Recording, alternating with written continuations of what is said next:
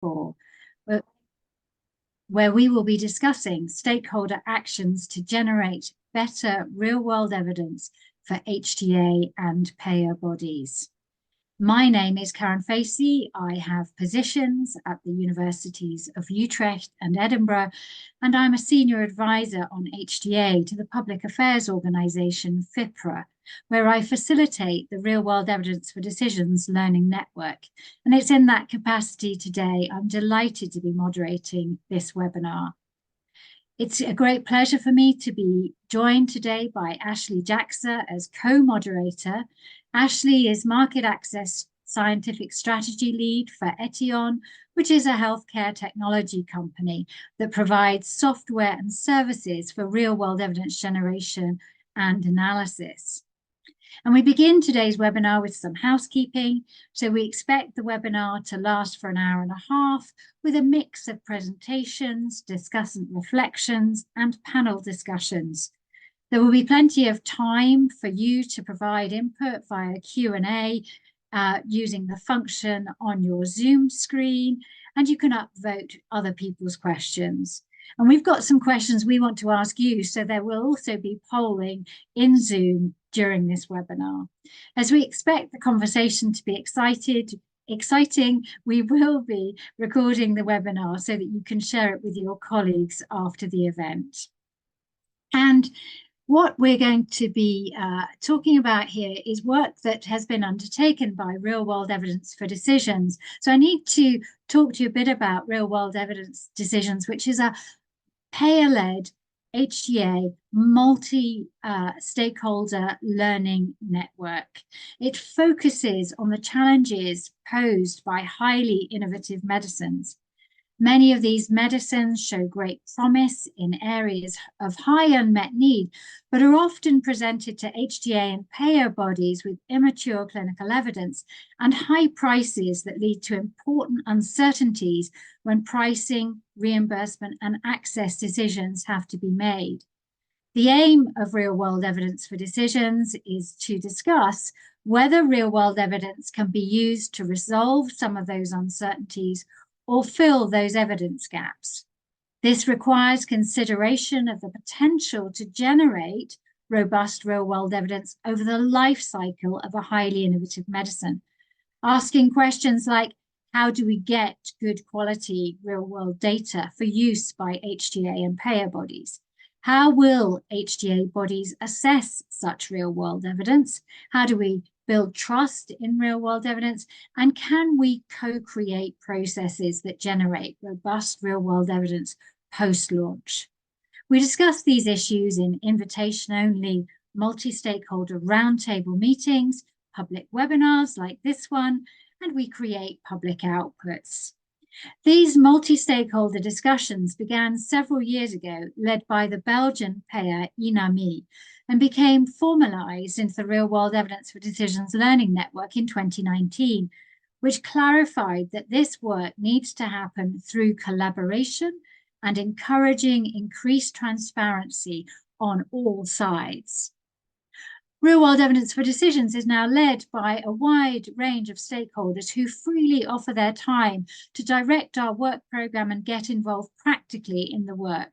You can see individuals from HTA payers and insurers, clinicians, patients, and analytical experts from Europe and North America. Experts from a range of pharmaceutical companies are also involved and fund the secretariat provided by FIPRA.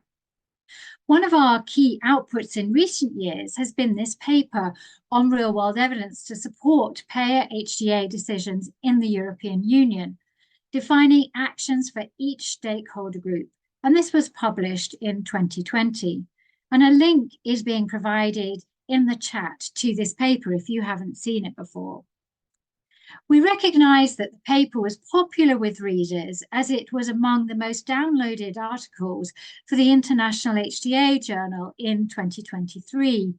But we reflected that since we've developed those actions in 2019, a lot has been changing in terms of availability of data within our health systems, and for HTA in terms of national guidance on real-world evidence and implementation of the EU HTA regulation. Also, the paper focused on the European Union, but as our steering committee shows, our work is of interest to those in Europe, Canada, and the USA.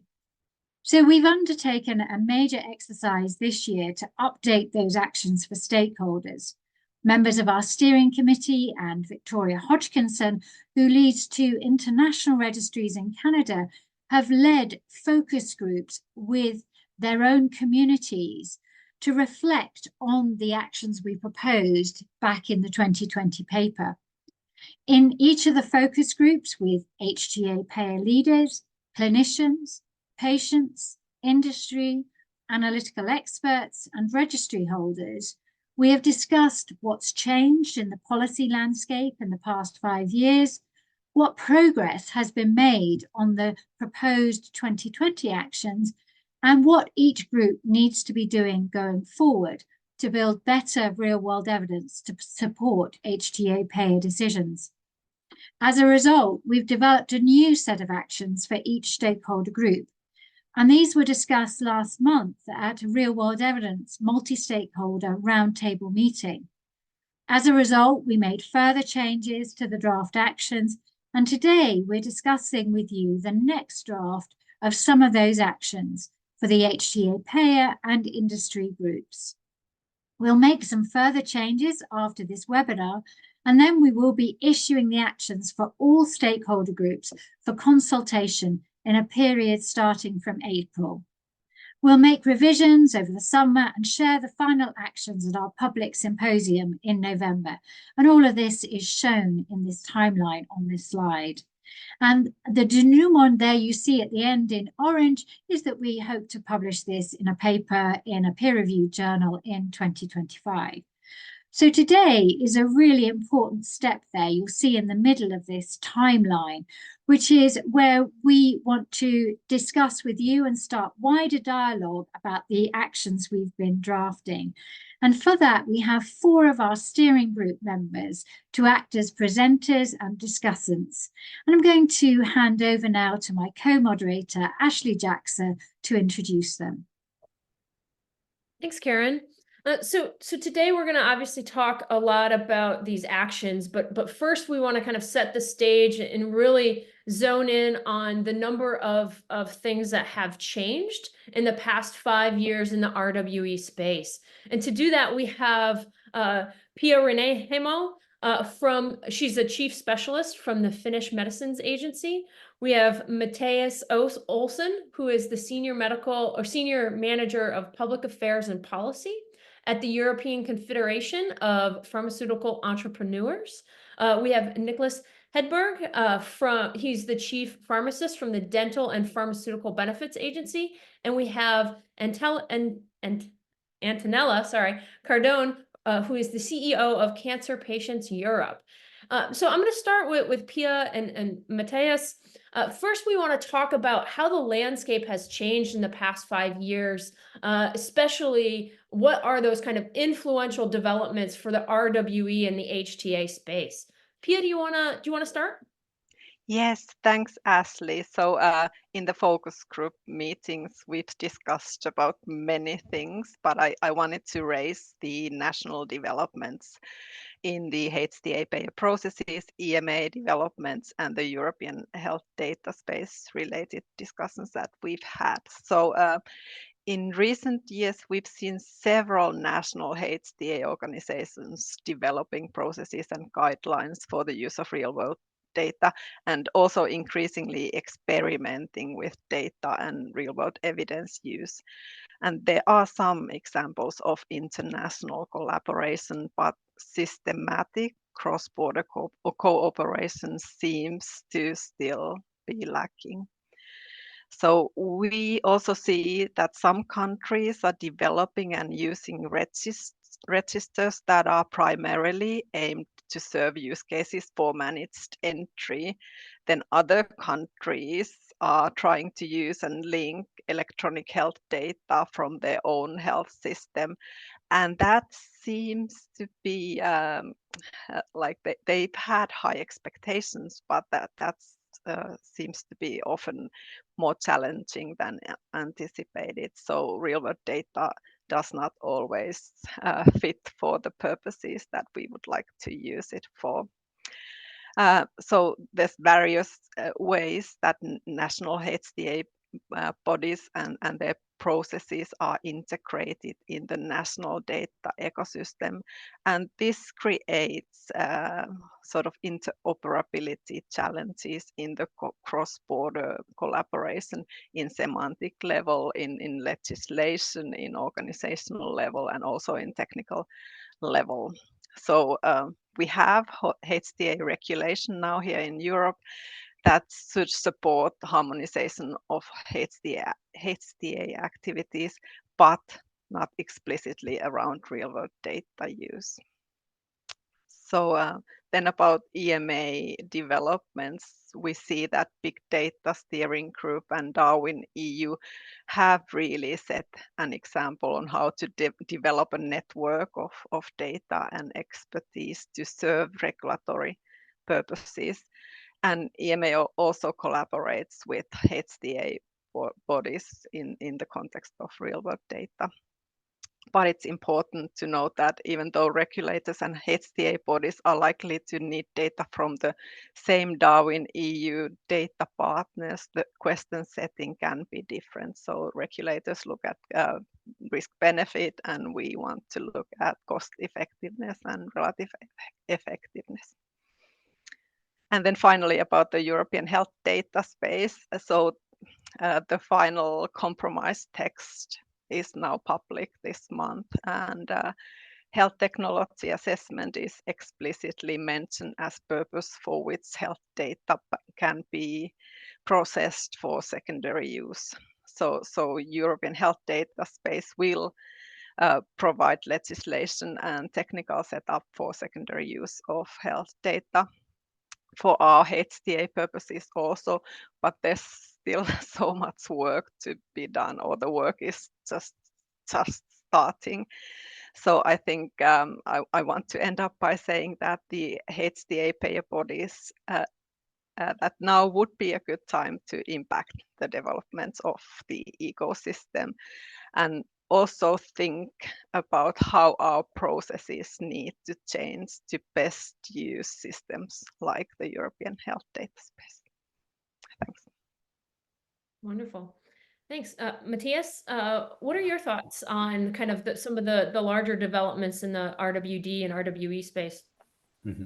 No, I think, Pia, I think you really mentioned some of the big changes. And I think it's good to do this reflection now, because we're not talking about a very long time, 4 years or so, but a lot has happened in those 4 years.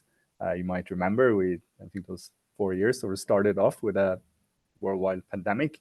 And during this time, one of the things that we learned in the pandemic is to look at data from the real world setting in order to inform vaccination strategies, vaccination procurement, which vaccines would you procure, which products. And so we saw really this unprecedented use and interest and value of real world evidence in the real world setting. So it was sort of this big experiment that I think anyone would choose not to be a part of, but here we are. And what we learned from that is to use data more efficiently. And so I think that laid the foundations to then accelerate some of these processes. So now we have, as Pia has mentioned, the European Health Data Space, which is a great framework for allowing more use and sharing of real world data, use of real world evidence in secondary, in other decisions outside of just decisions that are taken by the European Medicines Agency. And I think so that's one of the big changes. Another big change is that we have seen now there's an increased use of digital apps.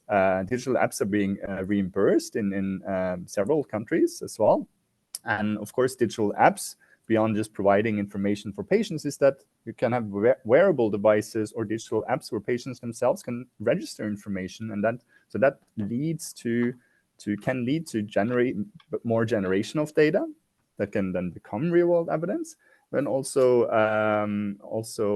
collection of data without any middle person if it's a wearable app. So that's really interesting as well to see this. So this is another thing that I think has characterized this. And finally, in these discussions, as we have been talking about these recommendations and trying to reflect on what the big changes have been, certainly we've seen within companies themselves, the use of real-world evidence has become more deliberate. So rather than just talking about real-world evidence, at the start of the development, thinking about how can this be used just for the launch of the product maybe. So we're thinking more about real-world evidence across the medicine's life cycle, and companies are now increasingly developing these real-world evidence life cycle plans. So it's not just for one purpose. I think this is probably some of the big changes, and I would have to say that real-world evidence for decisions has been quite early, and one of the first starters have been looking into how can real-world evidence be used outside of just those decisions for marketing authorization and maybe pharmacovigilance. And now we're seeing more and more interest in this topic, so that's always great. And I think it's a good time to think about those new recommendations for then the coming next 4 years. Wonderful. So I think we're going to bring Nicholas and Antonella in as well. Nicholas, any additional reflections from kind of the EU perspective on the major developments in the past 5 years in the real-world data, real-world evidence space? Thank you. Thanks for inviting me, and apologies. I had a terrible technical challenge here, but I just joined. Obviously, there has been a tremendous work going on the HTA side in terms of real-world data over the last years. However, I would still say that perhaps the formal changes and the legal changes haven't been that big, because if we start from where we are right now, real-world data, and I still claim this, isn't a formal part of the HTA regulation.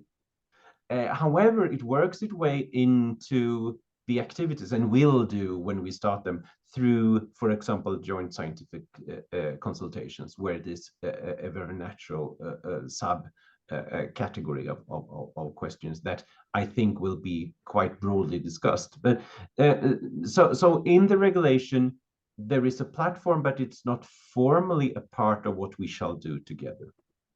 And then looking at the other non-binding or non-legally regulated things, there are a number of quite, I think, promising and ambitious attempts going on, where we see national bodies and also some of the joint collaborative works trying to establish a ground for how to work with real-world data and real, non-randomized data capture, if I put it like that. And I am also now in the fortunate position where I can be the HTA representative, both in the Big Data Steering Group and in the Darwin EU Advisory Board. And I must say that Darwin EU will still leave some gaps in terms of what we broadly need from an HTA perspective. Right now, that is actually the work with the broadest mandate and the biggest momentum. So I think a very good idea is to try to engage more and more with the Darwin EU people and make sure that they also take the HTA needs into consideration, which they are very open to do if we talk to them, but our needs are more difficult to reach. We stand for the high-hanging fruits. So we'll see how far we can go, but those would be my initial thoughts, and I'm very happy to be with you after after some challenges. Thanks. Antonella, obviously we won't have data without patients, right? So what are your thoughts around the patient perspective and what's happening in the cancer space? So thank you, Ashley. And we also discussed about the changes, the main changes on real-world evidence that happened in the last 5 years within a focus group with patients and patient representatives. And so some of the points that we discussed have already been touched upon, but what sticks out is the perception that patients have, that there is a general broader understanding now of the relevance of using world evidence, real world evidence. And although there is still a lack of harmonization, and this is a burden for developing guidelines, and it's also a burden for a standardized data set for registries. We also discussed about the changes that occurred due to the pandemic. As the pandemic forced, in a way, a more harmonization of real-world evidence. Although, unfortunately, we now see a sort of trend back towards we were before the pandemic, as we tend to forget about what happened. Also, there is in general what we discussed. This was essentially for the European health data space. That yes, the European health data space is there, but there is a general lack of trust towards the system by the citizens more than the patients. So the general population before becoming patients, they don't understand the real value of sharing data for research, essentially. So that is a problem that we need to face. And then we also discussed a bit about a good practice in Canada, as the CAT has just instituted a real-world evidence policy and strategy, focusing essentially now to collect and use real-world evidence for HTA. This is still in a preliminary phase. But what is interesting that it is used now for all products, not just for innovative therapies. Then I want to finish with Europe, because the biggest change in Europe is really the new EU HTA regulation. And as mentioned before, I mean, there isn't yet a legal framework. It's real-world evidence are not and cannot yet be systematically used. But there is I mean, within the HTA process, there is a better or a broader consideration of real-world evidence use than there was before. And in general, there is an overall stakeholder, all the stakeholders have a better understanding and better consideration of how relevant could be to use real-world evidence for assessing new health technologies. Wonderful, thank you. I think two of the perspectives that we haven't really touched too much on are the registry holders and the data analytics group's perspective. And in terms of the last 5 years, there's been a lot of activity, especially in the analytics side, whether it's through demonstration projects or case studies, to really kind of work on and to hone the methods around generating real-world evidence from real-world data. So we have things like the emulation studies, RCT trial emulations in real-world data that have been very successful. And a lot of this information has gone into guidance that has been generated by the HTA bodies, which is promising and really kind of a collaborative kind of activity where you see research doing one thing and that research being incorporated into guidance from decision makers. So I think there's a lot of activity that has gone on, which makes a good impetus for why we need to update the actions. And so I'm going to turn it back to Karen, because I think we're going to talk about a little bit more specifics on the actions.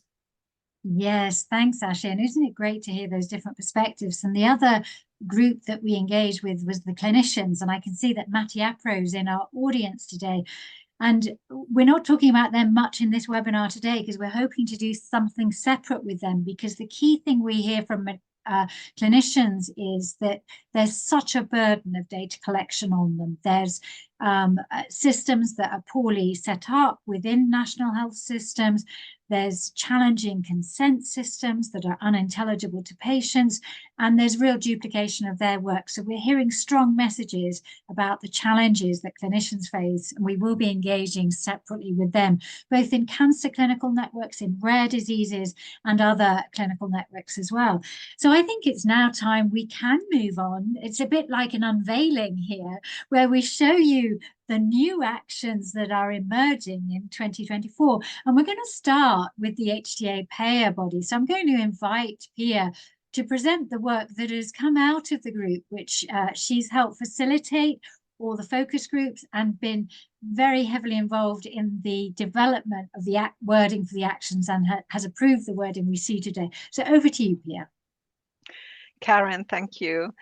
So we start with a vision. You can see the eye here on the right-hand side, and we've sort of summarized that the HTA payer community needs to work together to inform the health system of the specific real-world data needs essential for their decision-making and procurement processes. So that's sort of a vision at this stage, and we are happy to hear any comments on that vision. But next slide, please. So we have divided these actions to national and sort of collaborative actions. So I'm going to start with the national actions. And in this slide, you can see that we have sort of policy and partnership related actions, and the first one calls for a set vision for the use of real world data in HTA payer processes. And I think this is really important, that we need someone accountable for this vision. The second action is that we need to overcome the lack of collaboration and fragmentation between the HTA bodies and the payers by developing joint processes and upskilling our competencies. The third action is about collaboration across areas to align the post-launch evidence generation requirements that we have. So the next slide, please. The next three actions are related to trust and transparency, and these are also to the national HTA bodies and payers. So the fourth action says that we need to communicate details about how real-world data and evidence has been assessed, and gather case studies of what real-world evidence has been deemed fit for purpose. The fifth action is about sharing feasibility assessment and data collection protocols, and also case studies showing how evidence has influenced decision making. And the sixth action, build trust by encouraging all stakeholders involved in HTA to engage in design, management, and reporting of additional real-world data collection. And the last two action points for the national HTA payer bodies are related to data. And the seventh action is about impacting national ecosystem developments on the secondary use of health data, so that better in the future we can have data that meets our managed entry evidence needs. And also discuss global evidence generation plans with health technology developers to determine which data are transferable and what additional local data is needed. So these were the national action points, and then we have a set of actions that are aimed for collaborative HTA payer initiatives, and I think we have 10 of these actions. And next slide. So here you see that a large part of these actions are related to policy and partnerships. And the first action for collaborative says that we need to develop a joint voice on issues to feed into policy and system developments like the European Health Data Space, like Darwin EU, and also who's accountable. Then the second action, use HTA payer collaboratives like Finose, like Beneluxa, to encourage and enhance joint work on the use of real-world data. Like Niklas says, it's important to improve relationships with the regulators, with EMA, for example, to co-design real-world data collection. And the fourth action is about encouraging market authorization holders to discuss post-authorization safety studies and post-authorization efficacy study plans with us HTA payer communities also. The fifth action is about collaborating with academia and with clinicians on study protocols, study governance, analysis, and reporting. And then the sixth action is about early dialogues, scientific advice, and consultation to cover real-world evidence generations throughout the product life cycle, and also recognizing the need for agile processes. The next slide, please. So the last four actions are grouped to methodology and trust and transparency. So the seventh action is about collaborating with regulators on frameworks for data quality and methodologies for feasibility assessment. So I think this is important, that we don't demand from registry holders all like accountable bodies different things, but we can have like joint requirements. So the action number 8 is that we should pilot the use of trusted real-world evidence methods, guides, and tools in our assessment, and then share feedback to the authors and also to the wider HTA payer community. And after we have tested the guidance, we should aim to harmonize guidance together with academia. And then finally, about trust and transparency. So the last action for HTA bodies calls us to create a public portal for publicly available documents relating to post-launch evidence generation. And I think it's important to discuss also here that how we can collaborate with the regulators also. So this, Karen, is the set of actions for HTA bodies, both at national level and then at cross-border collaboration. And thanks for that, Pia. And I hope that the participants saw that during your presentation, we were seeking for their input and asking them what they thought was the most important action. I don't know how many responses we've had, but there are quite a lot of actions there. And we'll come back later in our discussion to kind of see what your responses were to the most important actions. But Pia, thank you very much, because you've not only helped in developing draft those discussions, but you've reminded us of something else we developed in Real World Evidence for Decisions, which were our 4 pillars to build better evidence. And you've shown that most of the work we do can fit within those. So thinking about data quality, availability, and governance, thinking about the best methods, thinking about policy and partnership, and transparency and trust. So we will come back to discuss those actions and particularly look for a reflection from Nicholas in a moment. But we're now going to pass on. So that's the actions which HTA bodies have said. Let's hear, Matthias, from industry. What is industry got to do to build better real-world evidence for HTA payers? Thank you very much, Karen. So yeah, I'm happy to be unveiling this, as you so nicely put it. I mean, we'll be discussing this internally now, and the idea is very much to have feedback on these. So, you know, if you think we're missing something, if you think, you know, that there's something here that you don't agree with, then we want to hear from you. So let's get to it. So I think we go through the first 5 actions first. Here we go.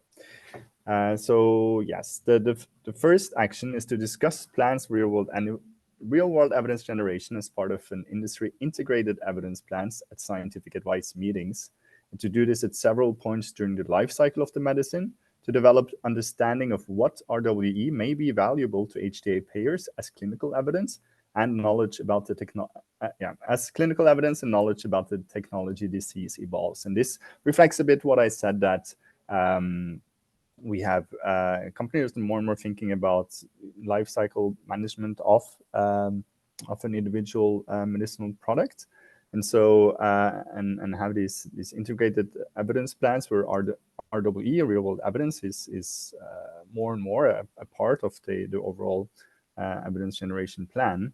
And so there's, of course, the first opportunity, the first chance that you have to discuss this is usually at scientific advice meetings, as was also mentioned by Nicholas, the UHTA. You will have this opportunity for the joint scientific consultations, but to then also do this at the continued points throughout the life cycle of the medicine.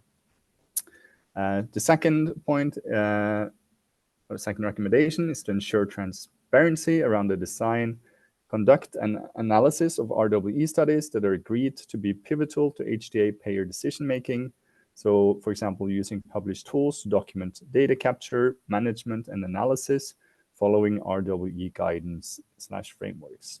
So I think there's a question around how much can you share about the studies, the RWE studies, your plans for generating real-world evidence. Of course, not everything could perhaps be shared publicly up front due to competition reasons. However, I think there is a willingness here, clear willingness to share as much as possible around the design and conduct of those RWE studies, and doing so in a setting where sharing that information is possible.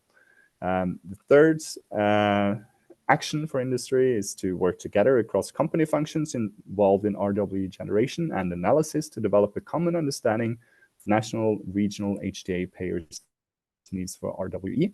And I think this reflects a bit back to what Pia was saying as well, that they want to work a bit more with the regulators as well, and within companies as well. There's a bit of a gap typically between those that are working on preparing for the filing with the European Medicines Agency, and for those that are preparing for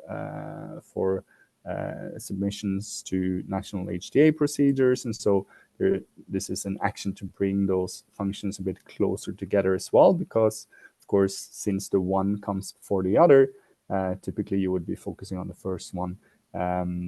And I think there is a benefit here in as was mentioned also, I think by Nicholas, some of the others, because the UHTA procedure, because now these things will be happening more in parallel, and so you will have to think about this a bit earlier as well. So I think this reflects that you need to bridge those two gaps and think about this as you're designing your studies and generation plans. The fourth action is to lead discussions about transportability of real-world data across borders and support efforts to align data collection requirements across jurisdictions. I think this is a clear benefit and something that we can aim to achieve a bit more efficiency here, because, of course, real-world data, if it is collected, it should, and if it is representative across populations, then that real-world data should, of course, be be able to be transported and used in another jurisdiction, where I think this is where a couple of those discussions around the data quality and the data standardization comes into play. Then the fifth action is to explore use and analysis of digital apps to capture patient-relevant outcomes, particularly to inform innovative pricing agreements. I think Antonella had mentioned that especially patients are becoming more and more aware of this important role of patients in evidence generation in the real-world setting. And it's clear that they will have an even larger role when it comes to either using wearables or putting in information and registering data about their maybe treatments or their treatment experiences into digital apps. Go to the next slide, please. Yes, sixth action is to continue to drive discussions about use of and alignment of outcome-based managed entry agreements and post-launch evidence generation. We've seen more and more countries using managed entry agreements, and this, of course, allows for when there is some uncertainty or some evidence gaps at the time of launching the product. It allows members to provide that product to patients while at the same time collecting data and evidence on its relative efficacy, relative cost effectiveness, and this should be, of course, encouraged. We see this as a good solution, especially to certain therapies such as cell and gene therapies for providing access earlier. The seventh recommendation or action for industry is to share, publish, and enable discussion of case studies to show how RWE has been assessed and used in HTA payer decision-making in assessment and post-launch, focusing on specific issues such as external control arms, transportability, and challenging case scenarios such as rare disease. So this again is a bit akin to what Pia had mentioned as well. As one recommendation there for the collaborative actions of HTAs and payers to establish a portal for publishing post-launch evidence generation studies. And I think industry as well would like to speak more about these cases so that we can learn from them, and there can also be growing trust in using real-world evidence. That you see this works and you see where the value is, then more and more others are going to be recognize this value and provide a proper framework for using it within their jurisdictions. Would like to collaborate across companies, such as in a specific disease area or for a class of medicines, to agree on synergies and methods and processes for RWE in that specific case. So developing core data sets, analytical approaches, etc. The ninth action is to engage and support operationalization of the health technology assessment regulation, to highlight need for RWE in the first two tranches of JCAs. So of course, we're starting with oncology products and ATMPs and next year, and then from 2028, or from medicinal products. And these are product types where you typically would have some real-world evidence that could be useful to maybe fill evidence gaps down the line, and here there is still a need for some clearer guidance about the assessment of real-world evidence, as Antonella had mentioned, especially when it comes to updated joint clinical assessments, once some of that data might be mature and can inform an updated assessment, joint assessment. And then 10th, at an early stage of product development, to engage with clinical networks to create or further develop registries and databases that collect high quality and interoperable data. So either engaging with clinicians to help create or set up or establish new registries, or to provide data or input to registries that are already existing. Thanks so much, Matthias. You've done a great run through of those 10 actions for industry, and we'll look forward to seeing on the poll what the participants think is the most important action for industry. But we see in there lots of collaborative things, lots of overlap, particularly around, transparency, around sharing case studies. So that's really interesting, and we'll come back to that. But I'm going to turn over now. I think we could take the slides down and perhaps ask for some reflections from our discussants. So I'm going to turn first to Nicholas and say, any quick reactions on those presentations, Nicholas?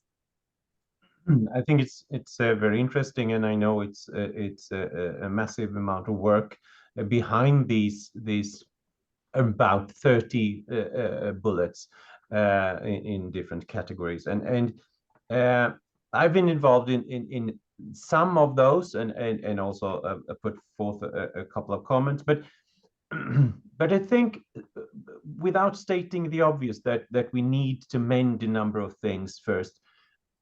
My conclusion is, and has been for some time now, that what I want people to do when it comes to real world data and the possibility to transfer that knowledge into real world evidence is to use the metaphor of the time machine. We must all imagine that we walk into, after having set up in collaboration with taking care of almost all of these 30 good points, planned a follow-up. We must imagine ourselves going into the room 5 years from now, or 3, depending on how quick we are, or even 7 years from now, looking at the data we have at that point and asking ourselves, what would I need to do? What will I actually demand to know to change my mind, or to make a new decision, or to change a decision, or to confirm a decision that was made today? And in the 5-year follow-up meeting, that is for good or for bad. If you are a company, what will I accept? Which kind of data will I accept for a new decision, even if it costs me money? And for a payer, even if it costs me money. So price increases, price decreases. For a patient, even if I realize this will, in some context, minimize the number of patients, because it has shown it's only effective for the very specific patient group that is this small, and the rest must actually have something else. And for a regulator, there is something to give up for everyone, and we must create that understanding to go into, because only then we can look back and learn, okay, but if it's really gonna hurt me, come down to me, what will I ask for? And I think that will catch all of the important ones of these 30 points for you, and for Matthias, and for Antonella. Yep, thanks. That's brilliant, Nicholas. And what you've done there is kind of focus us back on our title. It's behind our slides. So this is about decision making, and it's about what's really going to make a difference in our decision making, whether we're industry or HTA bodies or patients or clinicians, and we need to keep that focus. And one of the things you said to us in the comments, Nicholas, and we're not quite sure which way we're going yet, so we're going to ask the audience. I feel a bit like the millionaire questioner here, but let's ask the audience, because you said to us, do we really need separate actions for national HTA bodies and collaboratives? We've seen the growth of collaboratives, but we've seen more national bodies working together cooperatively, and that will increase under the regulation. So we can put up the poll now. While I turn to Antonella for her reflections, let's see what the audience think. You've seen Pia present a set of actions for national HTA bodies, and you've seen some separate actions for collaboratives. Do you think we need that, or should we be trying to bring those two things together, or should we recognize the different governments? So while the audience is thinking about that, I'm going to stand over to you, Antonella. So obviously you've been involved in the development of the patient-only actions, but what are your views on what you've seen and this process, and what's really most important for us to be thinking about as we try to finalize these actions? Well, for for the patients, the most important outcome of this exercise is to accelerate access to treatment. For us, this is extremely important.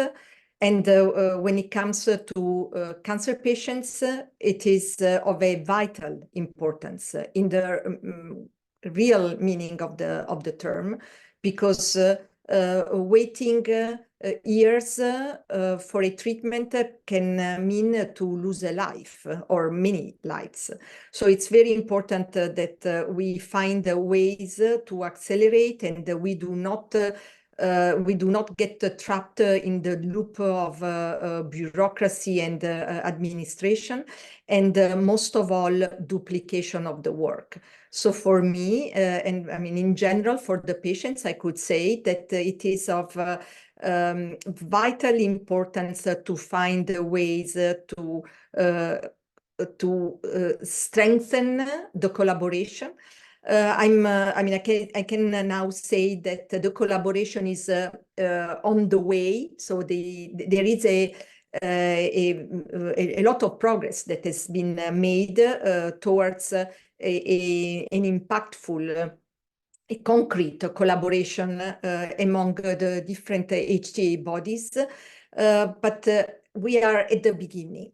So I think that collaboration is key to reduce duplication of the effort. This is, and then collaboration, how do you develop collaboration? Collaboration is built on mutual trust. So that is, this is, and the mutual trust between and among HTA bodies, but I would add among all the stakeholders involved in the process. So this is very briefly what I think is key of all these actions now. Thank you, Antonella. So again, helping us to keep the focus on collaboration that is really moving work forward so that we can generate good real world evidence. So I think at the moment we should have a look at what you all thought about that national collaborative question. And I wonder if the team behind the scenes there working hard can show us the answer to that poll. Oh, interesting.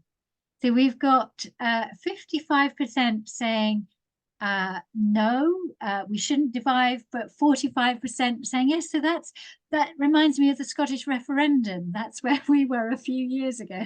So still some dubiety there. So we might continue to ask and cogitate on that question. So that's very interesting. I'm going to hand over to Ashley now, who's going to open up for general questions in a moment. So do put your questions in the Q&A box and I'll bring those in. And Ashley, I think you're going to start by taking us through the other polls to see what the most important actions are. Over to you. Yeah, thank you, Karen. So yeah, let's take a look at the polls. We started with the HTA perspective. So I think if we can, the first question was, what are the most important actions in your opinion for the HTAs? And if we can kind of throw up the results here, it looks by far with 43% or 48% overcoming the lack of collaboration and fragmentation between HTAs and payers. Pia, any kind of reactions to kind of the voting process? Do you kind of agree here, or do you have other thoughts on what other of these actions might be your favorite? Well, I'm glad that we have a clear result, first of all. That's important. We see that fragmentation in real life, I think, so it's important to raise that up. I would have said that one of the really important things at national level is to influence the national developments of data ecosystem, and that's like a challenge, and we need to invest in that also, that we will have fit for purpose data in the future within the European health data space and also in the international processes. So that's something I feel important. And I have to say, I was thinking about the collaboration and how it's built on trust. And I wanted to say to Antonella that a good collaboration also needs like facilitation and coordination. So we need to invest in those skills also. It doesn't happen without it. Cool. I believe there was a second poll as well. Can we throw out the results on that one? All right, so again, this is focused on the HTA perspective, most important actions in terms of collaboration. And again, I think we have a... We may need the Secretariat just to scroll down, just so we can check the bottom ones aren't popular as well. We can see 7, I think. Yeah, I think you can scroll down. Yeah, it looks like 28% or 26% voted for number 3, improve relationships with regulators to go design RWE collection to suit the needs of regulators and payers. I mean, I think this is just kind of along the same lines of this collaborative kind of aspects that we've been talking about throughout each one, both the HTA as well as the industry focused actions. So I don't think there's too much surprise here. Pia, any reactions? I think that's in line with what Niklas said, actually, with collaboration with regulators. So I think that's valid. Wonderful. What about the actions for the voting for the actions for industry? In terms of the most important actions for industry, it looks like there's kind of actually a tie in between the first and the second one around discussing evidence generation plans, as well as ensuring transparency around the design and conduct of analysis in RWE studies. Matthias, any thoughts here? Any kind of did somebody not vote for your favorite?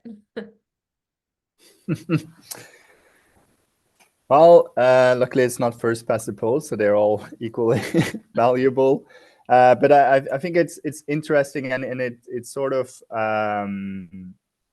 matches well with the responses that we saw to the recommendations from HTA bodies and payers, because there's an interest in discussing these plans early and in sharing more information about those plans with HTA bodies and payers. And I noted that the second highest ranking one from the previous poll was exactly around expanding those early dialogue opportunities.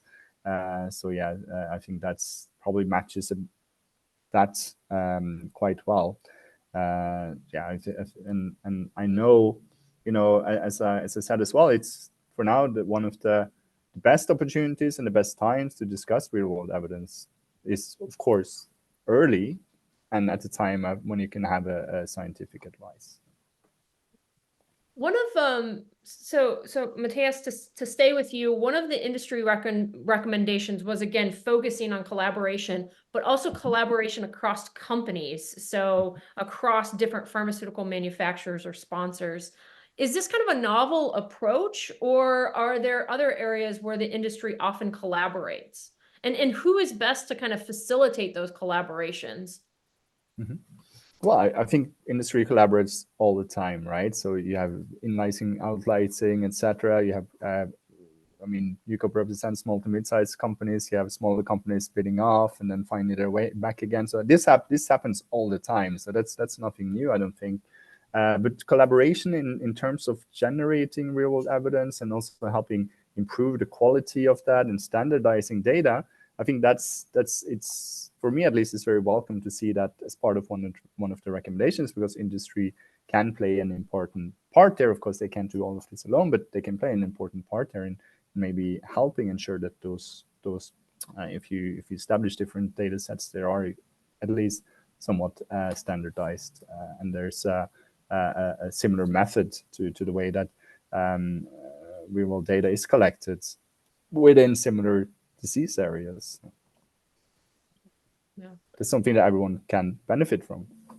Yeah, exactly. If there are standardized data sets that are fit for purpose and can be used, and everybody's in a particular non-small cell lung cancer, for example, is there an opportunity to run one kind of natural history study, one kind of prevalence and incidence study to really understand what's going on in that particular space, as opposed to each individual company putting their own kind of take on the question. That might also be more useful to HTA bodies, getting kind of one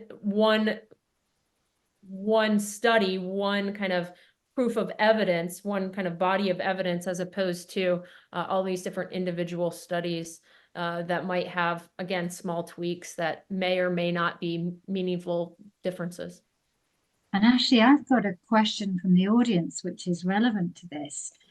So Action 10 in the pharmaceutical industry set said at the early stage of product development, engage with clinical networks to create or further develop registries and databases to collect high quality and interoperable data. And the question is, what should we do if we're thinking about starting a registry? How do we organize that today, or should we not do so? And I wonder if any of the panelists have any thoughts on that. And I can jump in if they don't.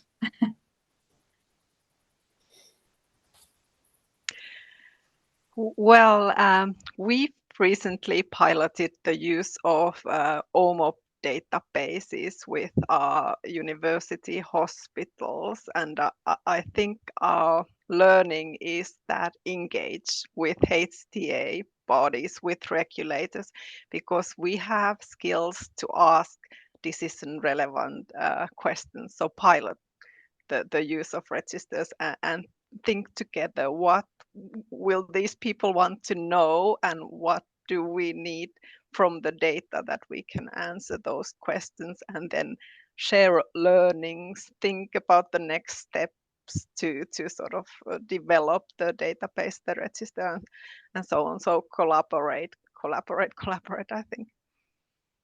Thanks, Pia. And Nicholas, do you have any thoughts on that one?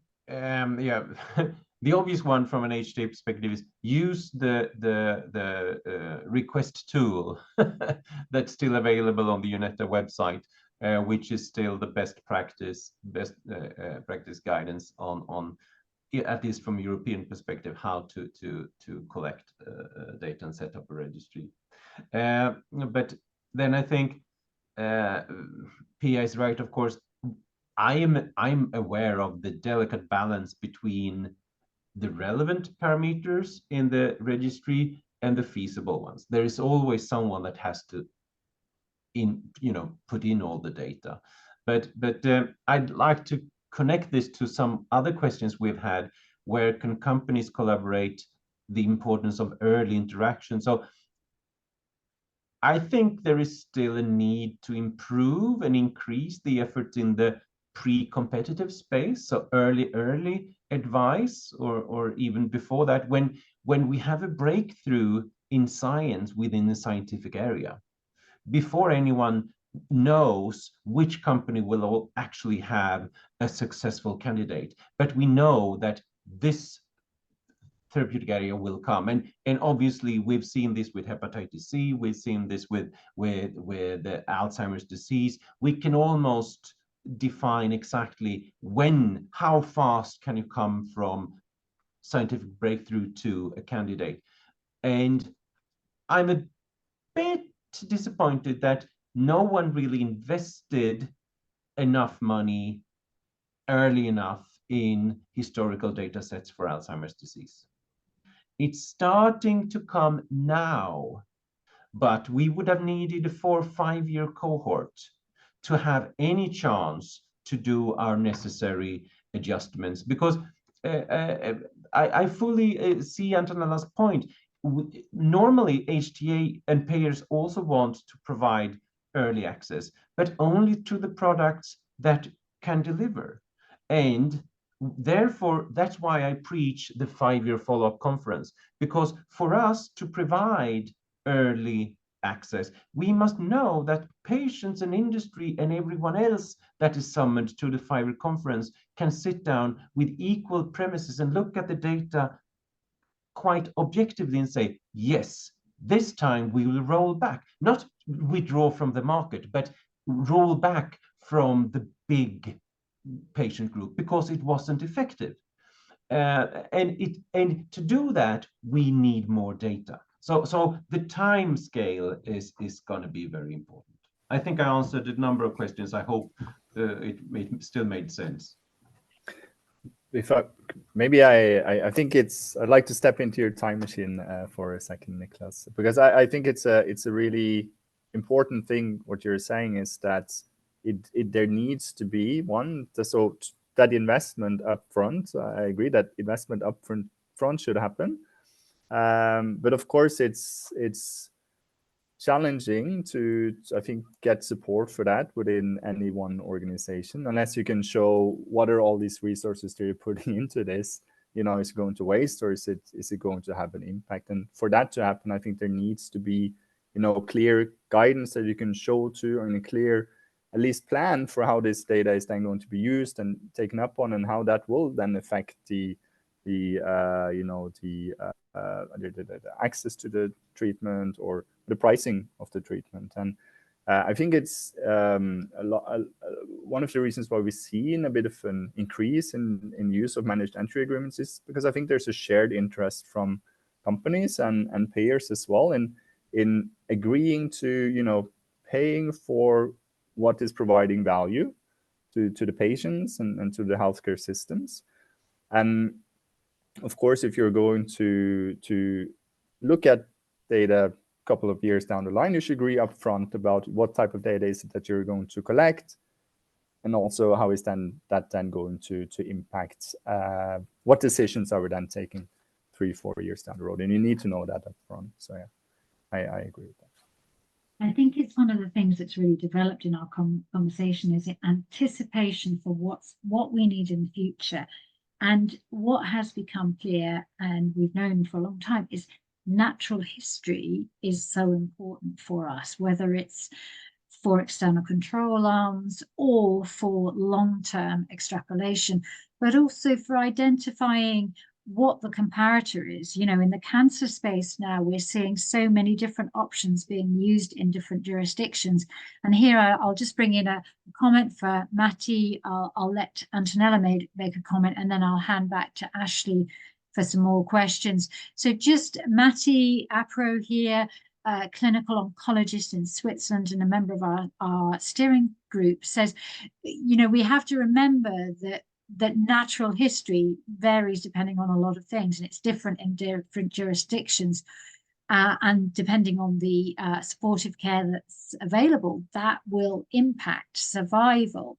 So we have a kind of little bit of a conundrum between what do we need nationally or for a particular health system versus what do we need internationally. And Antonella, I don't know whether you want to reflect whether you've been involved in any registry discussions or kind of collaborative discussions about how we collect data, particularly in the cancer space. Yeah, sure. So registries are fundamental, of course, and the other big point is find the ways to make those registries speak to each other.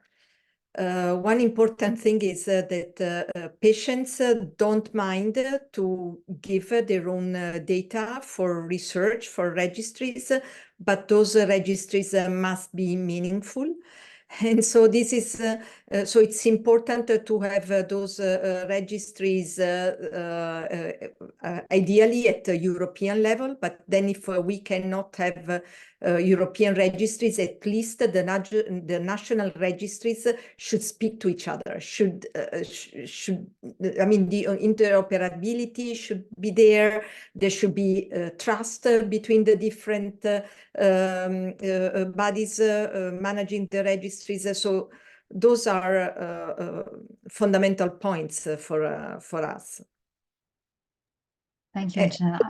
And we are not there yet. I mean, this is a huge burden and a challenge for us as well. I mean, we are not managing the registries, but we are observers. We try to push and stimulate the process towards an optimization of the work behind the registries, but we find still a lot of opposition to a trustful collaboration, as I mentioned before. And this is between public authorities and so even between public authorities where it shouldn't be. Yeah. I think that kind of gets to one of the questions in the chat around kind of these collaborative processes. And we kind of talked about this a little bit with Matthias around how does industry collaborate together, but how do we collaborate across stakeholders, so regulators and HTAs and everybody with industry and so forth. Are there, collaboration, again, is a major theme through almost all of these stakeholder action items.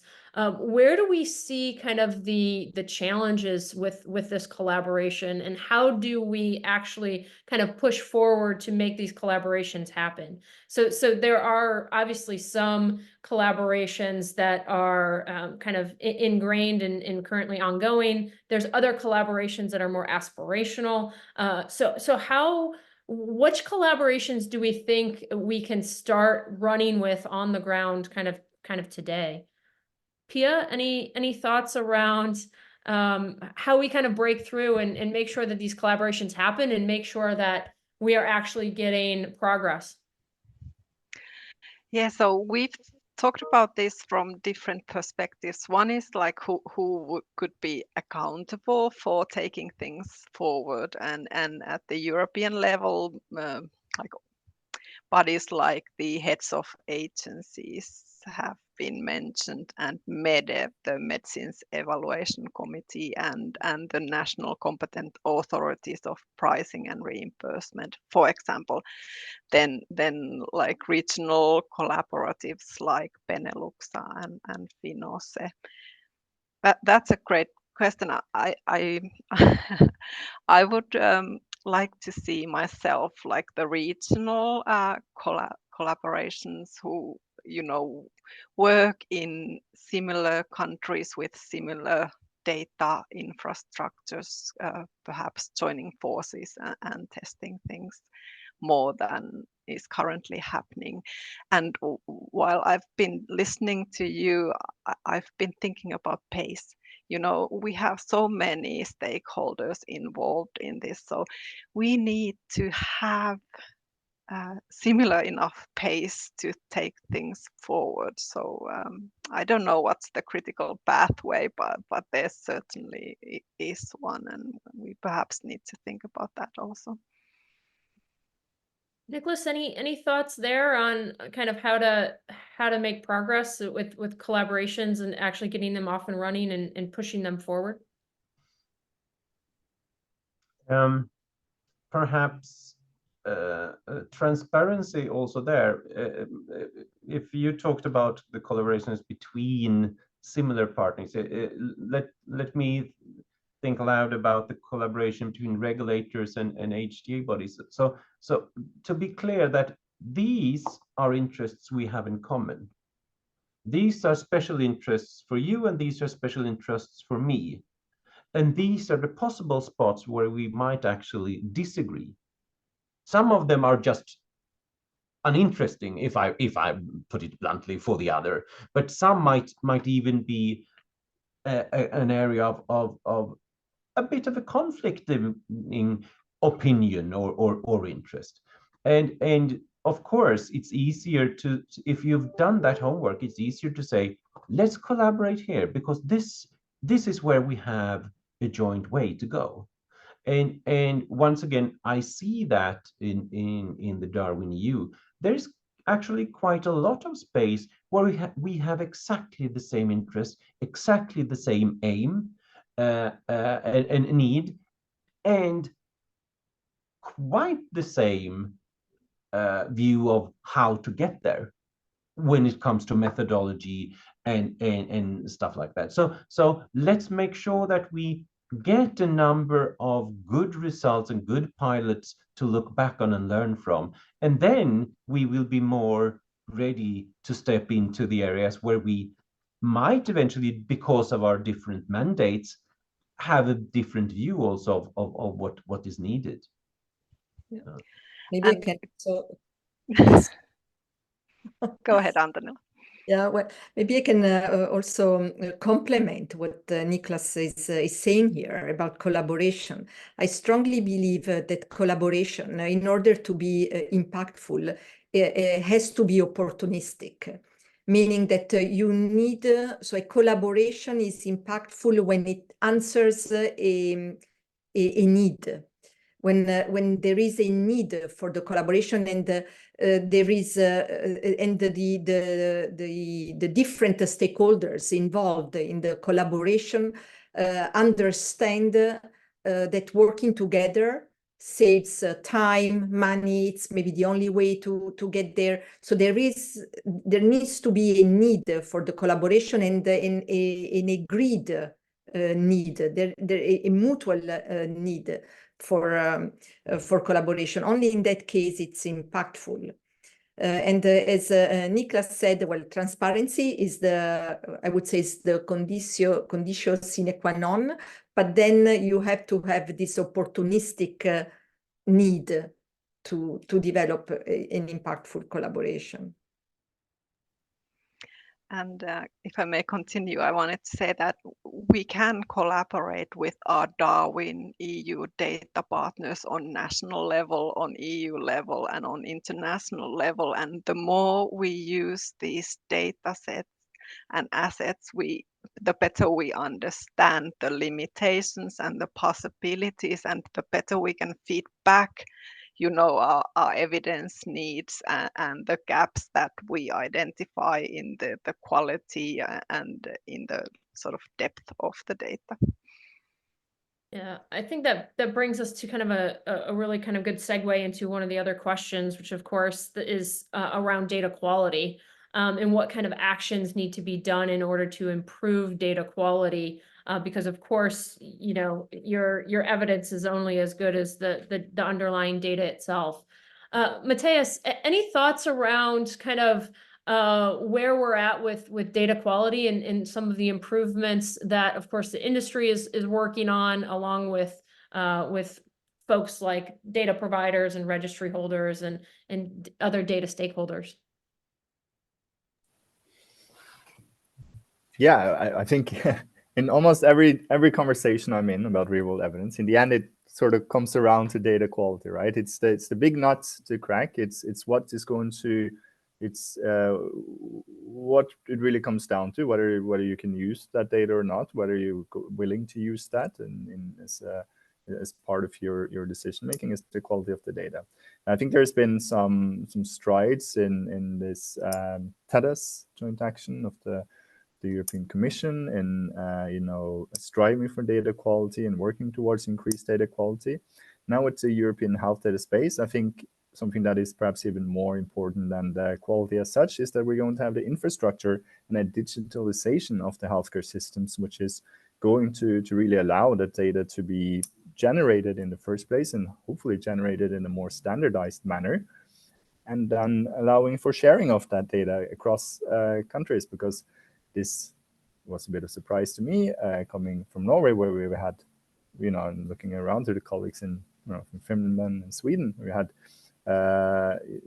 digital healthcare systems for a long time, but this is something that I've been taking for granted, but which has not been the case in many countries, where you're still filling in paperwork on paper.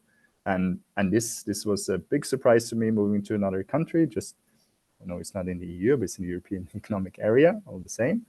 And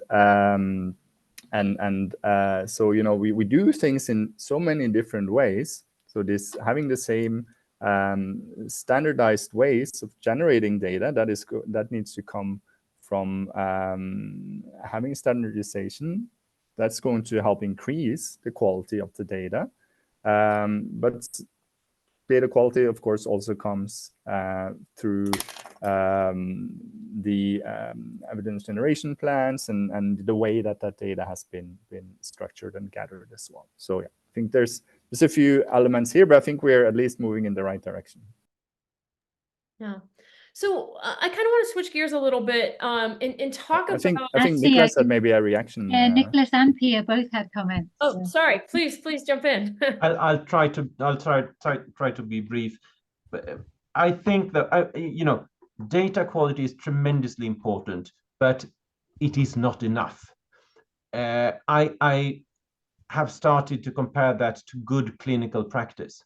It's something you need to have under control. You need to manage your data quality, but good clinical practice doesn't necessarily provide a positive study result. There is something else to come after, and that's where we need to agree on how do we decide when a real-world data result meets its goal, have statistical significance or whatever. First. Second, I also think we need to discuss when will data quantity provide quality. Let's say we have 1 million smartphone users in Stockholm and that we produce 10,000 steps a day. That gives us 10 billion data points every day in a year. I mean, those amounts come, so we must prepare ourselves for when is it fair and scientifically sound to say, yes, we see a change in number of steps and number of heart attacks, and we will connect the dots. We will consider this to be an actual correspondence. We are not there, and that might be a silly example, but we must take the huge potential in sheer numbers of the digital devices and the patient-reported outcomes into new consideration. Thanks.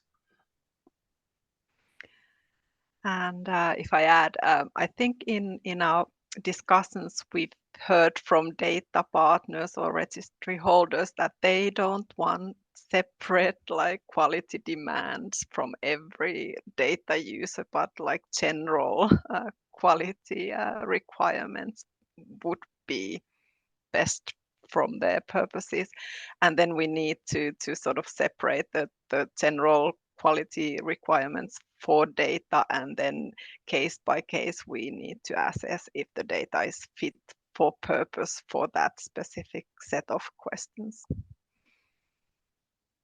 I think just I can pop in here with some views from the registry holders, picking up on that discussion earlier, that I think we've all come to a greater understanding that there is this general issue of data quality related to a source, but then we have specific issues for the HTA or payer question that we are looking at. And we are, I think, clearer now about differentiating those two.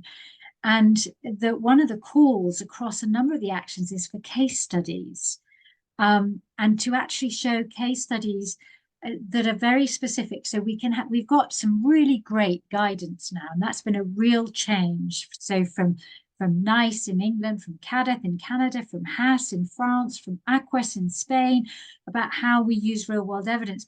But then it all comes down, the payer will say, but it depends on the individual situation. So do we think there's a real potential to gather case studies of how real world evidence has influenced HTA and payer decision making? Can we do that in the past? Can we do it going forward? What's the potential for that?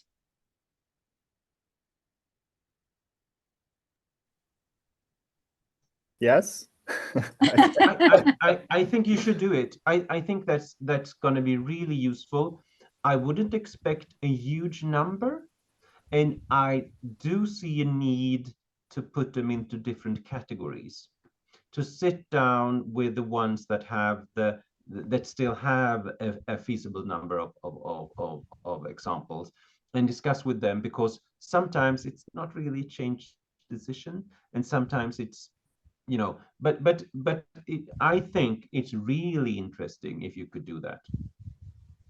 Thank you. And I think we should at least try, like learning by doing. Thanks, Pia. Antonella, did you want to come in anything on case studies?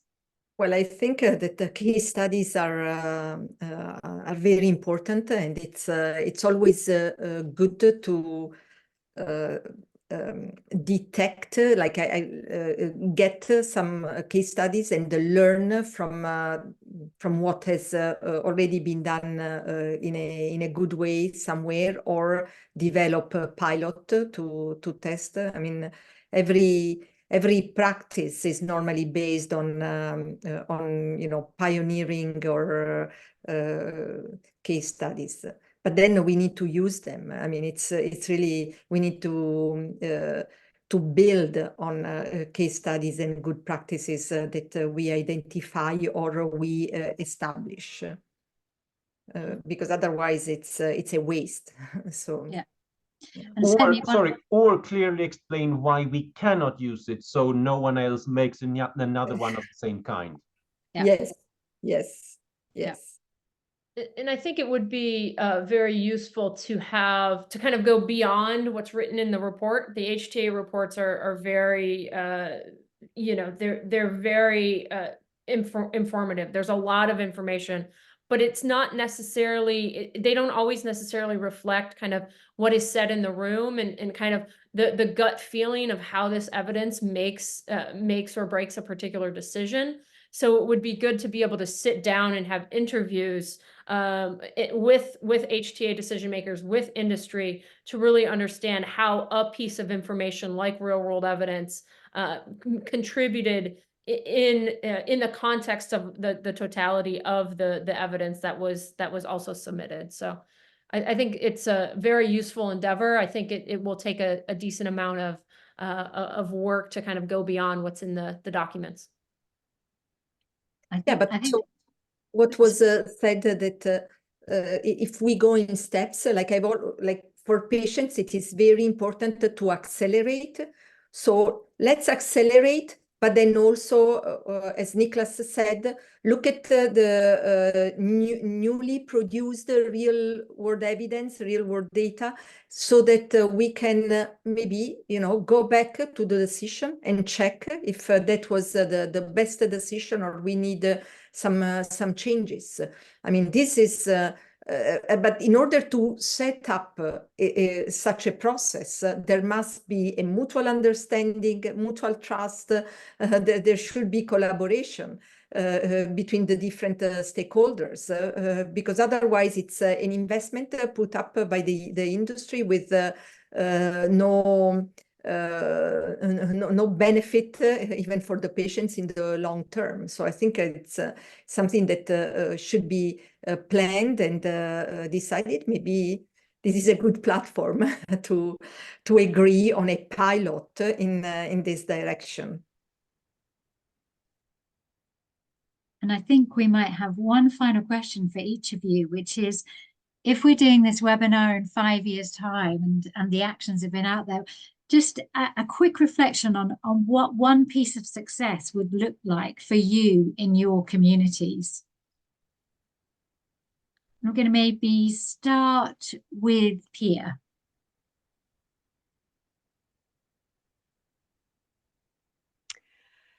That's a tough one. I would perhaps I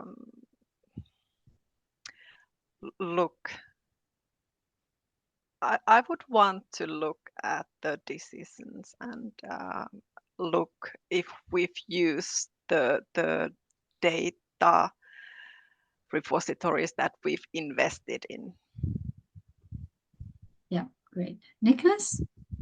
We have started the discussion and we have come a considerable way towards what we're going to use instead of the p-value for real world data.